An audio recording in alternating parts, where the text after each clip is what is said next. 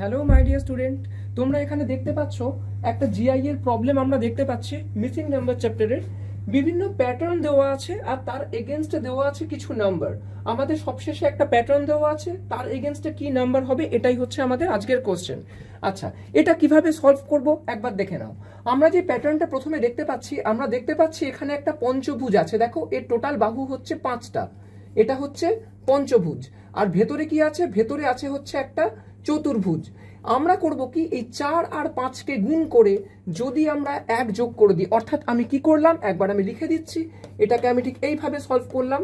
ভেতরে ছিল চতুর্ভুজ আর বাইরে ছিল হচ্ছে পঞ্চভুজ, অর্থাৎ বাহু দুটোকে গুণ করে যদি 1 যোগ করে দিই তাহলে দেখো আমরা পেয়ে যাচ্ছি হচ্ছে 21। ঠিক সেরকমই এখানে আমরা পাচ্ছি হচ্ছে একটা ষড়ভুজ আর ভেতরে আছে হচ্ছে চতুর্ভুজ। তাহলে আমরা কি পাচ্ছি এখানে? ভেতরে চতুর্ভুজ, বাইরে হচ্ছে ষড়ভুজ। 4 আর 6 গুণ করে যদি আমরা 1 যোগ করে দিই, দেখো তাহলে আমরা কত পাচ্ছি? 25। অর্থাৎ আমরা প্যাটার্নটা ধরে ফেলেছি। এবারে আমরা চলে আসবো ডাইরেক্ট কোশ্চেনে। এখানে বাইরে আছে একটা চতুর্ভুজ আর ভেতরে আছে হচ্ছে একটা ত্রিভুজ। তাহলে আমরা কি করব? ভেতরে আছে ত্রিভুজ 3টে সাইড আর বাইরে আছে হচ্ছে চতুর্ভুজ 4টে সাইড। এটাকে যদি গুণ করে আমরা 1 যোগ করে দিই তাহলে 4 3 12 আর 1 13 হচ্ছে আমাদের অ্যান্সার।